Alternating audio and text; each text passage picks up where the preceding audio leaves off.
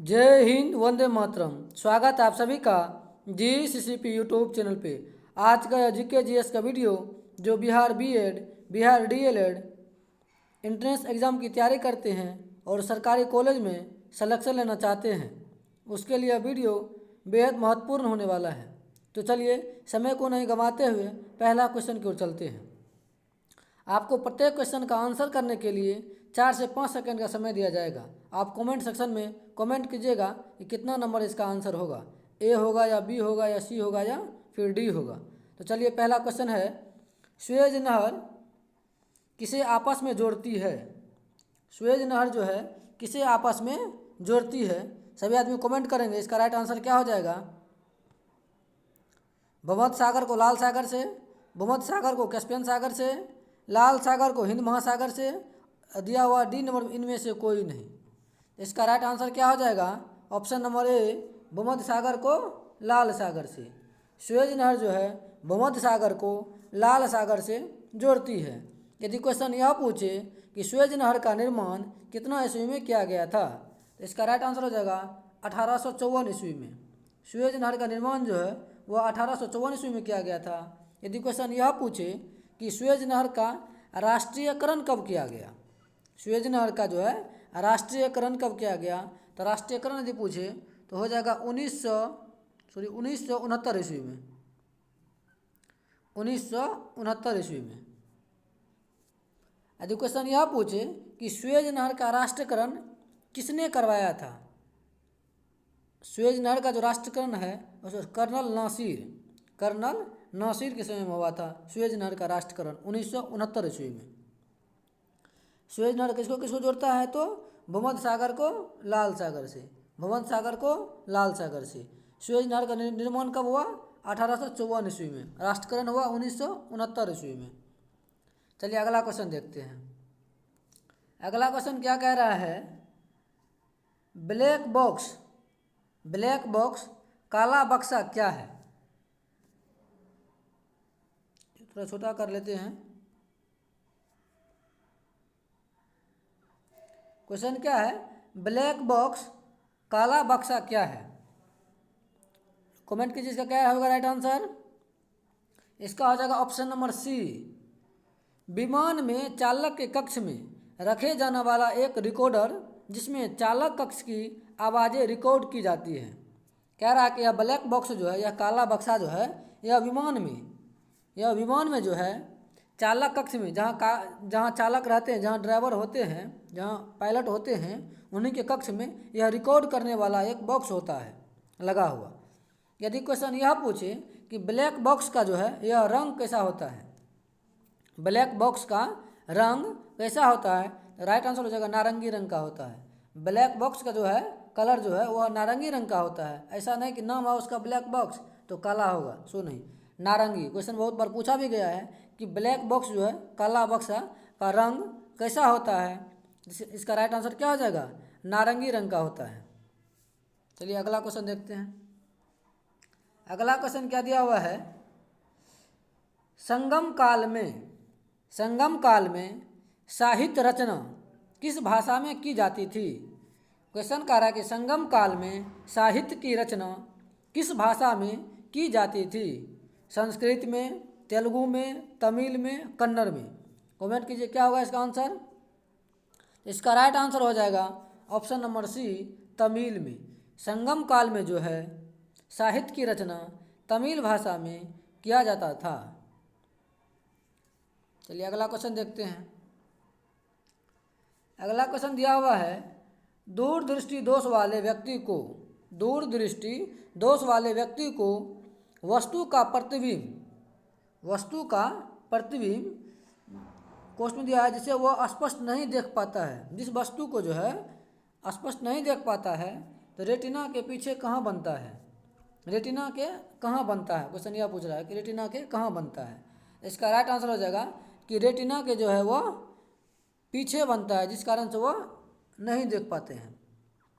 जिस व्यक्ति को दूरदृष्टि दोष होते हैं वह जो वस्तु के प्रतिबिंब जो है उसके रेटिना के पीछे बनता है, जिस कारण से वह दूर की वस्तु को नहीं देख पाते हैं। ऑप्शन नंबर बी इसका राइट आंसर हो जाएगा। यदि क्वेश्चन यह पूछे कि दूरदृष्टि दोष वाले व्यक्ति को किस लेंस की सहायता से इस दोष को दूर किया जा सकता है? इसका राइट आंसर हो जाएगा उत्तल लेंस।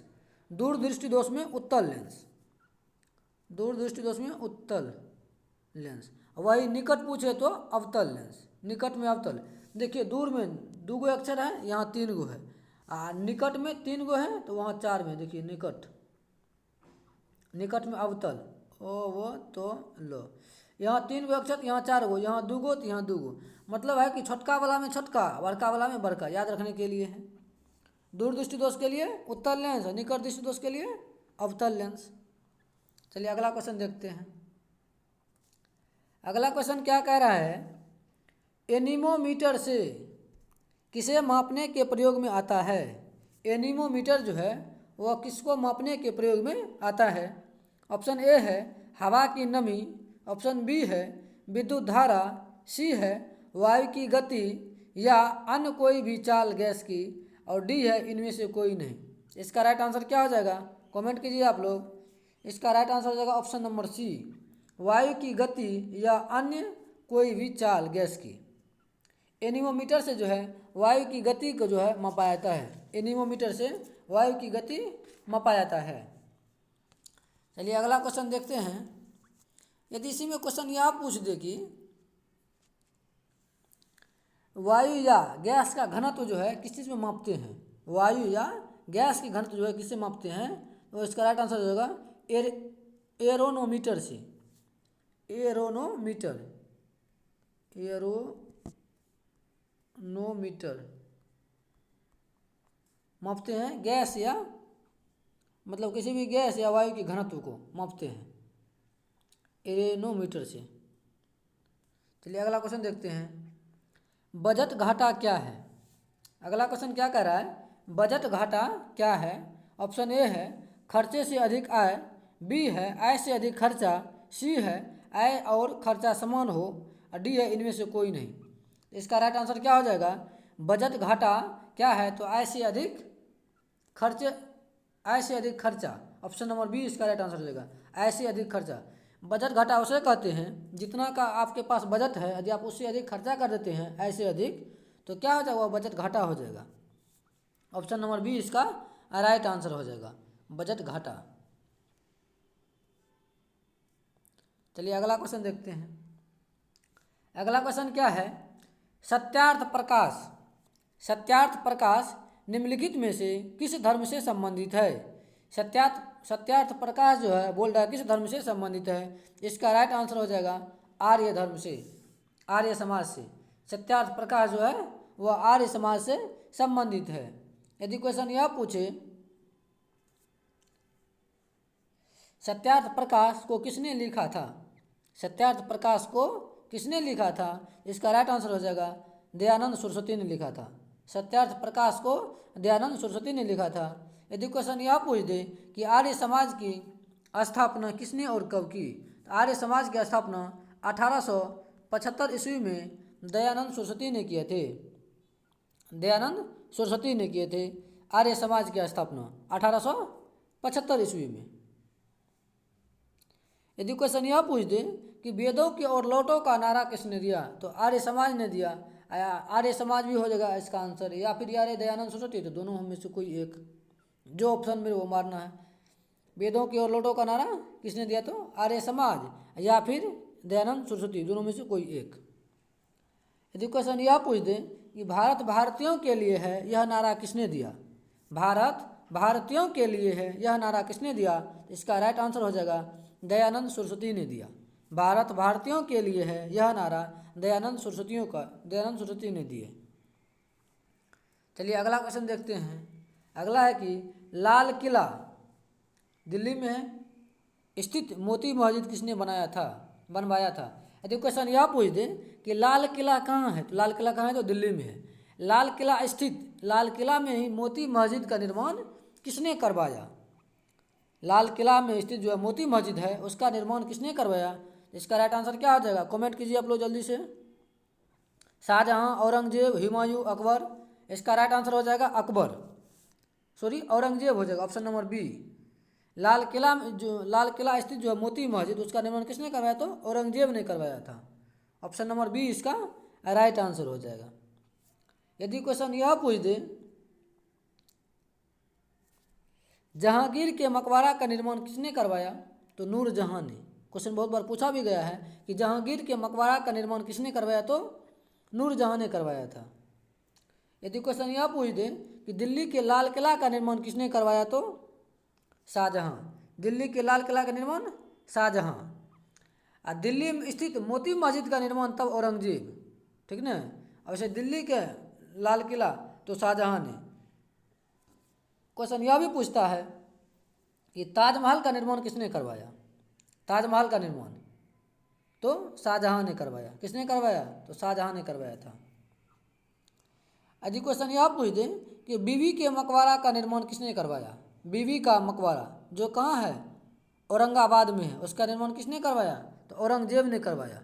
बीबी के मकबरा का निर्माण औरंगजेब ने करवाया था, जो है कहाँ।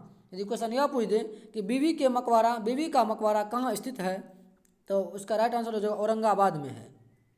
निर्माण औरंगजेब ने करवाया। चलिए अगला क्वेश्चन देखते हैं। जितने भी क्वेश्चन अभी बोले हैं सब का सब क्वेश्चन जो है किसी न किसी एग्जाम में पूछा गया है, तो आप लोग सुनने में भी जो बोल रहे हैं उस पर भी ध्यान दीजिएगा, जो क्वेश्चन कहाँ से निकल जाएगा। अगला क्वेश्चन देखिए, प्राकृतिक चयन नेचुरल सिलेक्शन का सिद्धांत किसने दिया। प्राकृतिक चयन जो है नेचुरल सिलेक्शन का सिद्धांत किसने दिया, इसका राइट आंसर क्या हो जाएगा, कमेंट कीजिए आप लोग। डार्विन हो जाएगा, ऑप्शन नंबर सी इसका राइट आंसर।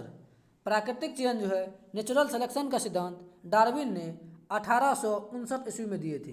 कब दिया था, तो 1859 ईस्वी में दिए थे। नेचुरल सिलेक्शन का सिद्धांत डार्विन ने दिए थे 1859 ईस्वी में। चलिए अगला क्वेश्चन देखते हैं। अगला क्वेश्चन क्या कह रहा है कि कृत्रिम वर्षा करवाने में, कृत्रिम वर्षा, प्राकृतिक वर्षा नहीं, कृत्रिम वर्षा करवाने में जो मानव करवाते हैं वैसे वर्षा करवाने में निम्नलिखित में से किस यौगिक का प्रयोग किया जाता है। इस वर्षा जो कृत्रिम वर्षा जो है फिल्म शूटिंग सब के दौरान करवाए जाते हैं कृत्रिम वर्षा।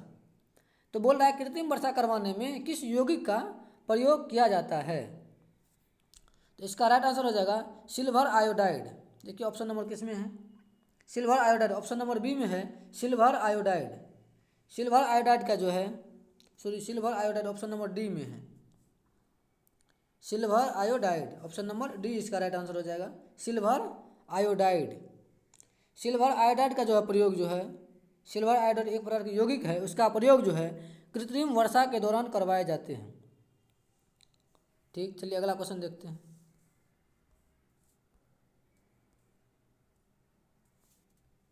अगला है शिक्षा आवश्यक नहीं। अगला क्वेश्चन क्या कह रहा है, शिक्षा आवश्यक नहीं परंतु स्वराज आवश्यक है, यह किसने कहा। क्वेश्चन है कि शिक्षा आवश्यक नहीं परंतु स्वराज आवश्यक है, यह किसने कहा था। सुभाष चंद्र बोस ने, गांधी जी ने, चित्तरंजन दास ने, जवाहरलाल नेहरू ने। इसका राइट आंसर क्या हो जाएगा, शिक्षा आवश्यक नहीं परंतु स्वराज आवश्यक है, यह महात्मा गांधी के द्वारा कहा गया था। महात्मा गांधी जी के द्वारा कहा गया था शिक्षा आवश्यक नहीं परंतु स्वराज आवश्यक है। यदि क्वेश्चन यह पूछे कि दिल्ली चलो का नारा किसने दिया, तो हो जाएगा सुभाष चंद्र बोस। दिल्ली चलो का नारा सुभाष चंद्र बोस। तू मुझे खून दो मैं तुझे आज़ादी दूंगा, ये नारा किसने दिया, तो सुभाष चंद्र बोस ने दिया था।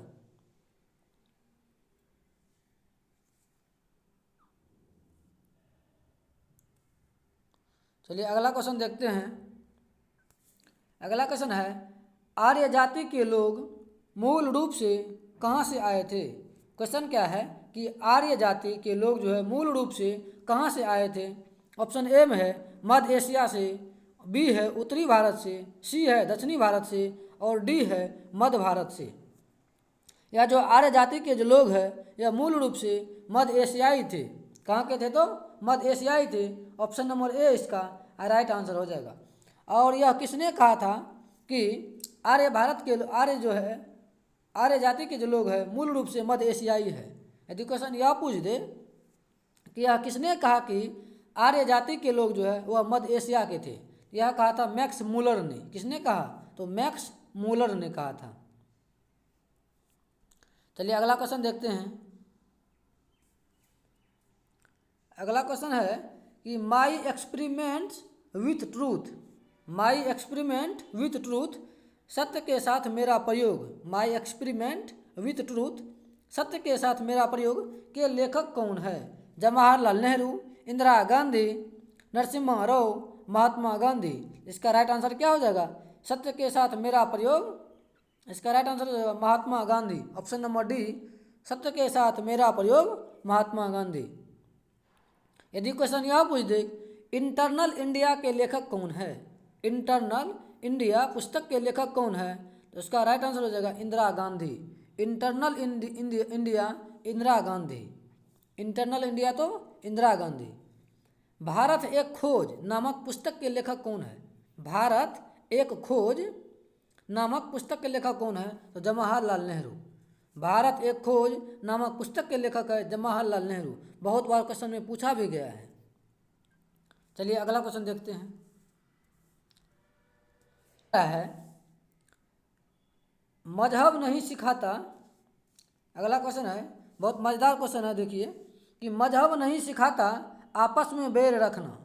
क्या कह रहा है कि मजहब नहीं सिखाता आपस में बैर रखना, यह पंक्ति अपनी रचना में किसने लिखी? बोल रहा है कि मजहब नहीं सिखाता आपस में बैर रखना, यह पंक्ति अपनी रचना में किसने लिखी? इसका राइट आंसर क्या हो जाएगा? कमेंट कीजिए आप लोग, इसका राइट आंसर क्या हो जाएगा? Mohammad Iqbal, option number B इसका राइट आंसर हो जाएगा। मोहम्मद इकबाल ने अपने पंक्ति में लिखा है कि मजहब नहीं सिखाता आपस में बैर रखना। चलिए अगला क्वेश्चन देखिए। अगला क्वेश्चन है कि डाउनिंग स्ट्रीट किसका निवास है? डाउनिंग स्ट्रीट जो है वह किसका निवास स्थान है? ऑप्शन ए में है अमेरिका के राष्ट्रपति का, बी है ब्रिटेन के प्रधानमंत्री का, सी है ब्रिटेन की महारानी का, और डी है अमेरिका में भारत के उच्च आयुक्त का। तो डाउन स्ट्रीट जो है यह किसका निवास स्थान है? तो ब्रिटेन के प्रधानमंत्री का, ऑप्शन नंबर बी इसका राइट आंसर हो जाएगा। ब्रिटेन के प्रधानमंत्री का जो है निवास स्थान है। चलिए अगला क्वेश्चन देखते हैं। अगला क्वेश्चन क्या कह रहा है?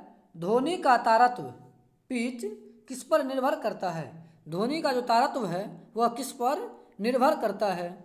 ऑप्शन ए है आवृत्ति और आयाम, बी है केवल आवृत्ति, सी है केवल आयाम, और डी है दोनों स्रोतों की आवृत्तियों के मध्य अंतर। इसका राइट आंसर क्या हो जाएगा? 16 नंबर का कमेंट कीजिए आप लोग। ध्वनि का तारत्व जो है वह किस पर निर्भर करती है? इसका राइट आंसर हो जाएगा केवल आवृत्ति पर निर्भर करते हैं। ध्वनि का जो तारत्व है वह केवल आवृत्ति पर निर्भर करते हैं। यदि क्वेश्चन यह पूछे जब ध्वनि की चाल एक माध्यम से दूसरे माध्यम में प्रवेश करती है तो निम्न में से कौन सा नहीं बदलता है? तो वह हो जाएगा आवृत्ति। आवृत्ति क्या होता है? नहीं बदलता एक माध्यम से दूसरे माध्यम में जाने पर। चलिए अगला देखते हैं। अगला क्वेश्चन कह रहा है शेरशाह सूरी की मृत्यु कहाँ हुई थी? शेरशाह सूरी की मृत्यु जो कहाँ हुई थी? रोहतास में, सासाराम में, कालिंजर में, आगरा में। इसका राइट आंसर हो जाएगा शेरशाह सूरी की मृत्यु जो है वह कालिंजर में हुई थी। कहाँ? तो कालिंजर में। अगला क्वेश्चन देखिए क्या कह रहा है? शिक्षा की 10+2+3 प्रणाली का विचार सर्वप्रथम किसने प्रस्तुत किया? शिक्षा की जो है 10+2+3 प्रणाली का सर्वप्रथम विचार किसने प्रस्तुत किया? इसका राइट आंसर हो जाएगा कोठारी कमीशन ने किया था। कोठारी कमीशन ने 1854 ईस्वी में किया था। कब? तो यदि यह पूछे कोठारी कमीशन कब आया? तो 1854 ईस्वी में। अब जो है न्यू एजुकेशन पॉलिसी जो है NEP 2020 उसमें क्या है? तो 5+3+3+4 है। नया शिक्षा नीति जो आया है उसमें क्या है? 5+3+3+4 है न्यू एजुकेशन पॉलिसी में NEP 2020 में। चलिए अगला देखते हैं।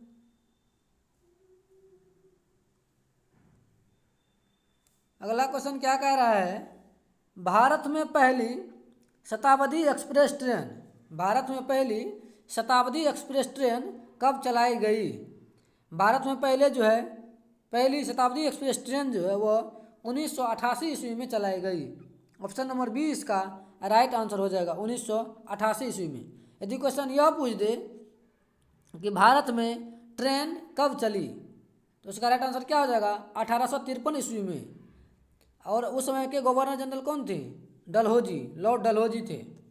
यदि क्वेश्चन यह पूछे कि प्रथम बार रेल जो है कहाँ से कहाँ तक दूरी तय की थी, तो मुंबई से थाने के बीच में 34 किलोमीटर की दूरी पर। कितना किलोमीटर, तो 34 किलोमीटर तक चली थी।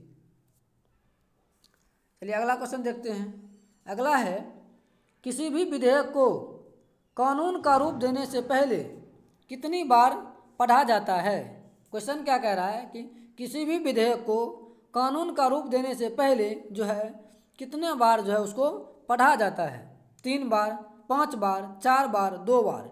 इसका राइट आंसर क्या हो जाएगा, कमेंट कीजिए आप लोग। इसका राइट आंसर हो जाएगा 3 बार। ऑप्शन नंबर ए, किसी भी विधेयक को कानून का रूप देने से पहले जो उसे 3 बार पढ़ा जाता है। कोई विधेयक कब तक जो वह कानून का रूप धारण नहीं करता है।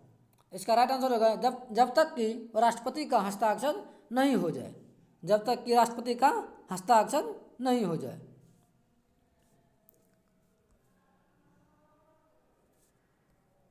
चलिए अगला क्वेश्चन देखिए क्या कह रहा है। किसने कहा था कि राज्य की नीति निर्देशक तत्व एक चेक है जिसकी अदायगी बैंक के सुविधा अनुसार होगी। क्वेश्चन क्या कह रहा है कि किसने कहा था, किसका यह कथन है कि राज्य की नीति निर्देशक तत्व एक चेक है जिसकी अदायगी बैंक के सुविधा अनुसार होगा। इसका राइट आंसर क्या हो जाएगा, तो ऑप्शन नंबर डी हो जाएगा। Professor K.T.. शाह ने कहा था। कौन कहा था, प्रोफेसर के.टी. शाह ने कहा था कि राज्य की नीति निर्देशक तत्व जो है यह एक चेक है जिसकी अदायगी बैंकों के सुविधा अनुसार किया जाएगा। ऑप्शन नंबर डी इसका राइट आंसर हो जाएगा। चलिए अगला क्वेश्चन देखते हैं। अगला क्वेश्चन है, विश्व बैंक ने निम्न में से किस आधार पर विभिन्न देशों का वर्गीकरण किया। बोल रहा है कि विश्व बैंक जो है वह जो है किस आधार पे विभिन्न देशों का वर्गीकरण किया है। तो विश्व बैंक ने जो है वह जो वर्गीकरण किया है देशों का वह है जीएनपी पे किया है, सकल राष्ट्र उत्पाद पे। ऑप्शन नंबर ए इसका राइट आंसर हो जाएगा। सकल राष्ट्र उत्पाद पे जो है इसी पे जो है उसका वर्गीकरण किया है। चलिए अगला क्वेश्चन देखते हैं।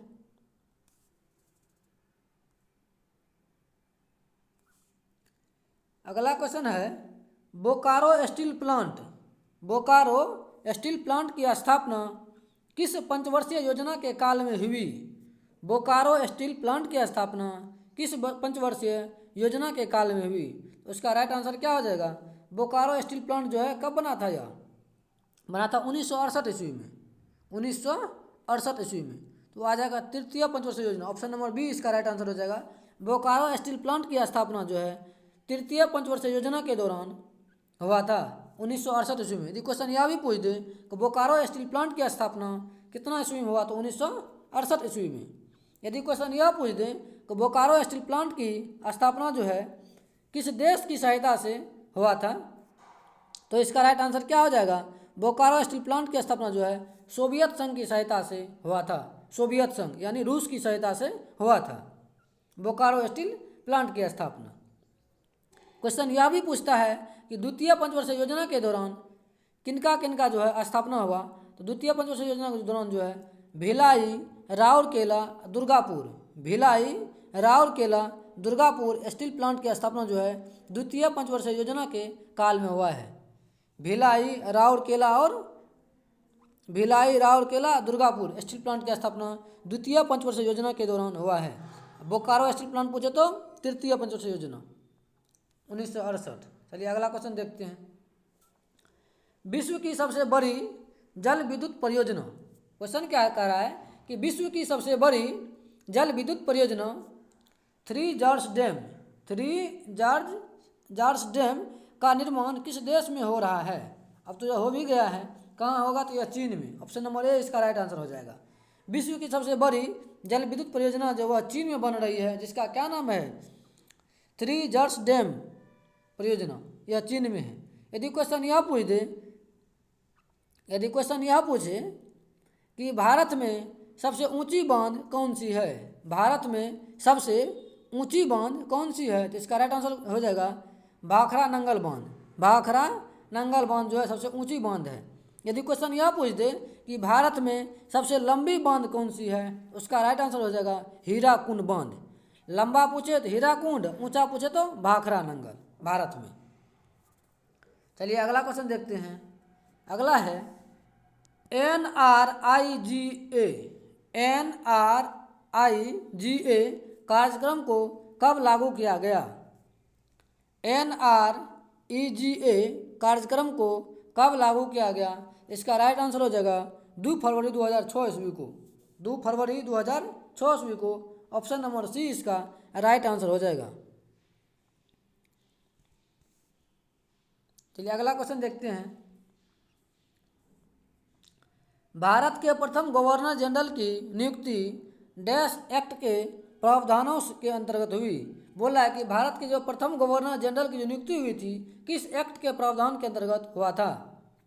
ऑप्शन ए है 1773, बी है 1784, सी है 1833 और डी है 1858 ईस्वी। इसका राइट आंसर क्या हो जाएगा, ऑप्शन नंबर सी 1833 ईस्वी के तहत।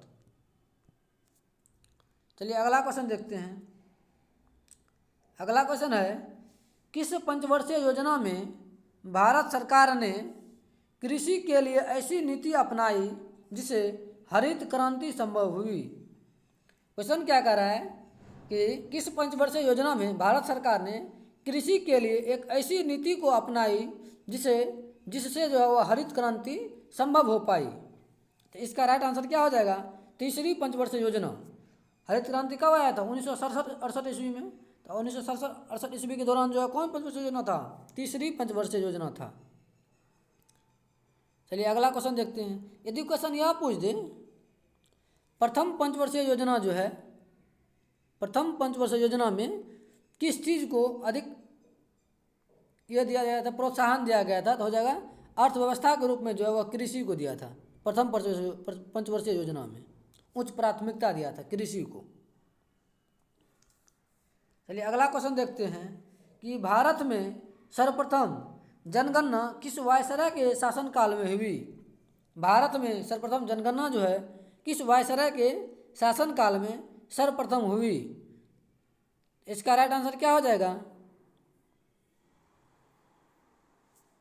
भारत में सर्वप्रथम जनगणना की शुरुआत जो है किस वायसराय के शासनकाल में हुई। ऑप्शन ए है लिटन, बी है लॉर्ड मेयो और सी है कर्जन, डी है मिंटो। कमेंट कीजिए इसका राइट आंसर क्या हो जाएगा, तो हो जाएगा लॉर्ड मेयो। लॉर्ड मेयो के शासनकाल में ही सर्वप्रथम जनगणना हुआ था। कब, तो 1872 ईस्वी में, 1872 ईस्वी में। यदि क्वेश्चन यह पूछ दे कि भारत में सर्वप्रथम नियमित जनगणना की शुरुआत कब हुई, तो 1881 ईस्वी में। नियमित जनगणना पूछे तो 1881 ईस्वी में हुआ था। चलिए अगला क्वेश्चन देखते हैं। अगला क्वेश्चन है निम्नलिखित में से किसे तरंग एक स्थान से दूसरे स्थान तक ले जाती है। क्वेश्चन क्या कर रहा है कि निम्न में जो दिया गया है उसमें से किसको जो है तरंग जो है एक स्थान से दूसरे स्थान तक ले जाती है। कहने का अर्थ यह है कि तरंग जो है किस चीज़ को एक स्थान से दूसरे स्थान तक ले जाती है। तो राइट आंसर एनर्जी को, ऊर्जा को। ऊर्जा जो है एक स्थान से दूसरे स्थान तरंग के माध्यम से ही जाता है, एक स्थान से दूसरे स्थान। चलिए अगला क्वेश्चन देखते हैं। अगला क्वेश्चन क्या कह रहा है, 1945 में एक कॉन्फ्रेंस में संयुक्त राष्ट्र चार्टर पर हस्ताक्षर कहाँ हुए।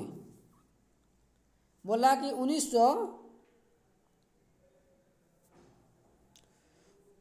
1945 में एक कॉन्फ्रेंस में संयुक्त राष्ट्र चार्टर पर हस्ताक्षर कहाँ हुए थे। जनेवा में, न्यूयॉर्क में, सैन फ्रांसिस्को में और पेरिस में। इसका राइट आंसर क्या हो जाएगा, सैन फ्रांसिस्को में, ऑप्शन नंबर सी इसका राइट आंसर हो जाएगा कि 1945 में एक कॉन्फ्रेंस हुआ था, कहाँ तो सैन फ्रांसिस्को में, वहाँ जो है संयुक्त राष्ट्र के चार्टर पर हस्ताक्षर किए थे सभी। यह हुआ था कब, तो 24 अक्टूबर 1945 ईस्वी को, 24 अक्टूबर 1945 ईस्वी को। इसीलिए जो है 24 अक्टूबर को संयुक्त राष्ट्र संघ दिवस मनाया जाता है। यदि क्वेश्चन यह पूछे संयुक्त राष्ट्र का मुख्यालय कहाँ है, उसका राइट आंसर हो जाएगा न्यूयॉर्क में। संयुक्त राष्ट्र का जो है मुख्यालय कहाँ है, तो इसका राइट आंसर हो जाएगा न्यूयॉर्क में है।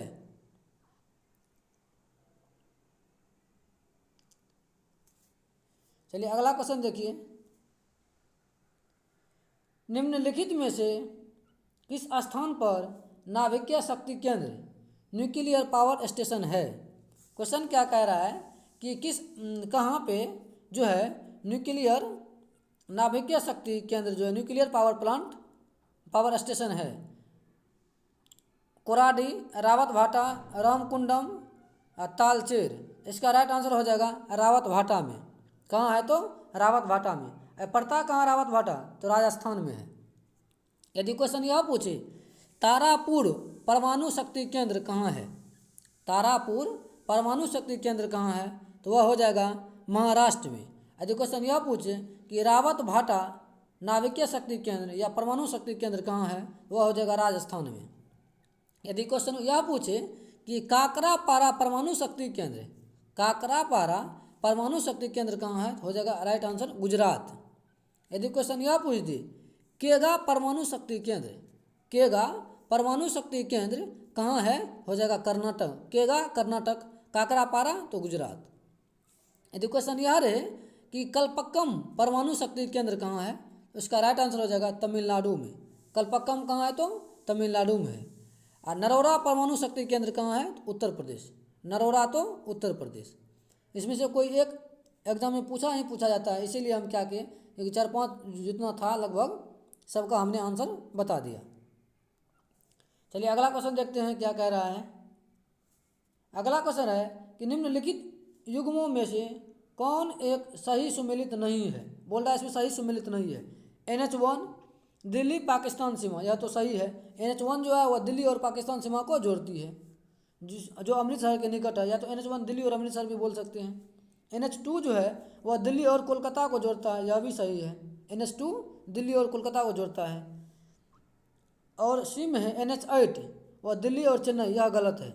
दिल्ली और चेन्नई को नहीं जोड़ करके यह जो है NH8 जो है वह दिल्ली और जयपुर को जोड़ता है।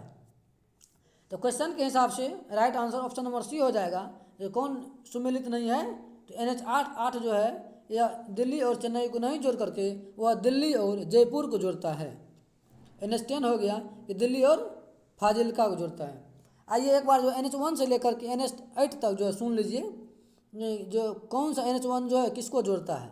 यदि क्वेश्चन पूछे कि NH1 किसको जोड़ता है, किससे किसको, तो दिल्ली से जो है अमृतसर या फिर पाक सीमा को जोड़ता है, पाकिस्तान की सीमा को। NH2 पूछे तो दिल्ली और कोलकाता को, NH2 दिल्ली और कोलकाता। NH3 पूछे तो आगरा और मुंबई, NH3 तो आगरा और मुंबई। NH4 पूछे, NH4 तो मुंबई और चेन्नई, NH4 पूछे तो मुंबई और चेन्नई। NH5 पूछे, NH5 कोलकाता चेन्नई, NH5 में कोलकाता चेन्नई। वही NH6 पूछे तो कोलकाता मुंबई, NH6 में कोलकाता मुंबई। NH7 पूछे तो वाराणसी से कन्याकुमारी, NH7 वाराणसी से कन्याकुमारी। NH8 जो है वह दिल्ली जयपुर को, NH8 जो है दिल्ली जयपुर को जोड़ता है। चलिए तो हमने 8 बता दिए। चलिए अगला देखिए, अगला क्या है, तुगलक वंश का अंतिम शासक कौन था। तुगलक वंश का अंतिम शासक कौन था। ऑप्शन ए है मोहम्मद बिन तुगलक, बी है नुसरत शाह तुगलक, सी है मोहम्मद तुगलक, डी है इनमें से कोई नहीं। तो तुगलक वंश का जो अंतिम शासक है वह था मोहम्मद बिन तुगलक, मोहम्मद बिन तुगलक, महमूद तुगलक नहीं। इसका ऑप्शन नंबर डी इसका राइट आंसर हो जाएगा, इनमें से कोई नहीं। तुगलक वंश का अंतिम शासक जो था वह तो नासरुद्दीन महमूद तुगलक, नासरुद्दीन महमूद तुगलक। या ऑप्शन नंबर सी को मान भी सकते हैं, इसमें नासरुद्दीन नहीं लिखा हुआ है तो महमूद तुगलक है। वहाँ जो रहेगा मार दीजिएगा अपने ऑप्शन ऑप्शन के हिसाब से। तुगलक वंश का अंतिम शासक हो जाएगा कौन? नासरुद्दीन महमूद तुगलक। चलिए अगला क्वेश्चन देखिए क्या कर रहे हैं। विश्व की सबसे बड़ी कंप्यूटर निर्माता कंपनी कौन सी है? क्वेश्चन है कि विश्व की जो है सबसे बड़ी कंप्यूटर निर्माता, जो कंप्यूटर निर्माण करती है, कौन सी कंपनी है? इसका राइट आंसर हो जाएगा IBM। IBM जो अमेरिका कंपनी है, IBM इसका मालिक कौन है? बिल गेट्स है। IBM कंपनी के जो मालिक है वो बिल गेट्स है। अगला क्वेश्चन देखिए क्या कह रहा है कि भारत की पहली आयरन स्टील कंपनी कहाँ स्थित है? क्वेश्चन क्या कहा कि भारत की पहली आयरन स्टील कंपनी कहाँ स्थित है? इसका राइट आंसर क्या हो जाएगा? कुल्टी, जमशेदपुर, हीरापुर, वर्णपुर। इसका राइट आंसर हो जाएगा Kulti, option number A. Bharat की पहली आयरन स्टील कंपनी की स्थापना कहाँ स्थित है? सॉरी, हो जाएगा कुल्टी में। कहाँ है? तो कुल्टी में है यह। अगला क्वेश्चन क्या है?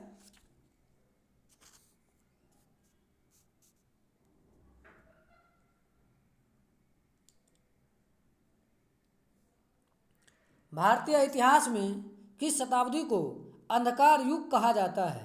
क्वेश्चन क्या कहा कि भारतीय इतिहास में जो है किस शताब्दी को अंधकार युग कहा जाता है? इसका राइट आंसर हो जाएगा 18वीं शताब्दी को। 18वीं शताब्दी को भारत का अंधकार युग कहा जाता है।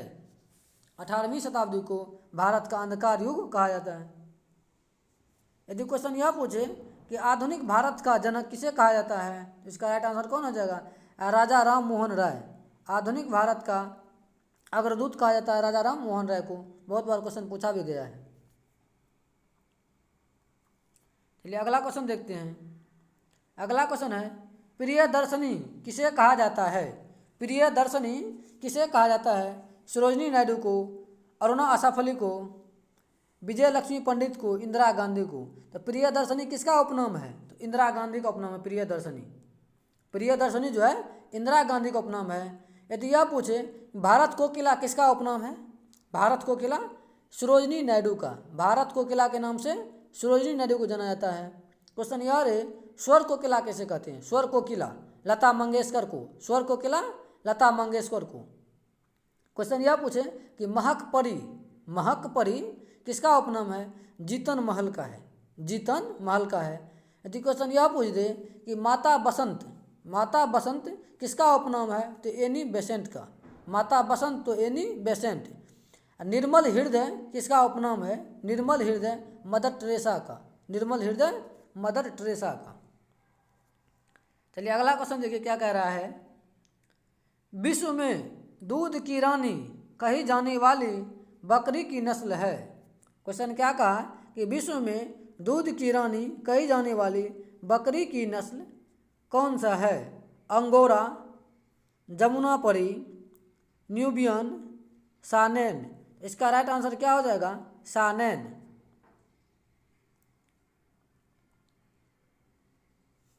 ऑप्शन नंबर डी इसका राइट आंसर हो जाएगा। सानेन जो है बकरी जो है यह दूध की रानी कही जाने वाली नस्ल की बकरी है, सानेन।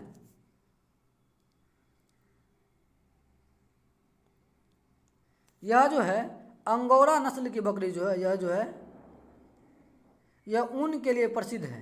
क्वेश्चन पूछता है कि किस नस्ल की बकरी जो है ऊन के लिए प्रसिद्ध है? तो अंगोरा नस्ल की बकरी। अंगोरा नस्ल की बकरी जो है यह ऊन के लिए प्रसिद्ध है। वही पूछ दे कि न्यूबियन नस्ल की जो बकरी है वह किस चीज़ के लिए प्रसिद्ध है? वह हो जाएगा मांस के लिए प्रसिद्ध है। वह किस चीज़ के लिए? तो मांस के लिए प्रसिद्ध है। चलिए अगला क्वेश्चन देखते हैं। अगला क्वेश्चन है सुखोई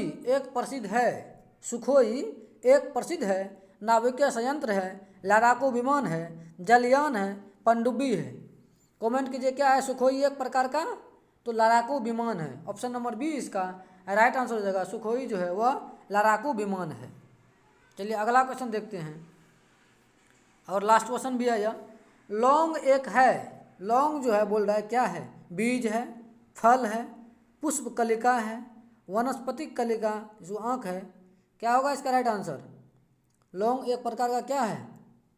तो पुष्पकलिका है। ऑप्शन नंबर सी इसका राइट आंसर हो जाएगा। लौंग जो है एक प्रकार का पुष्पकलिका है।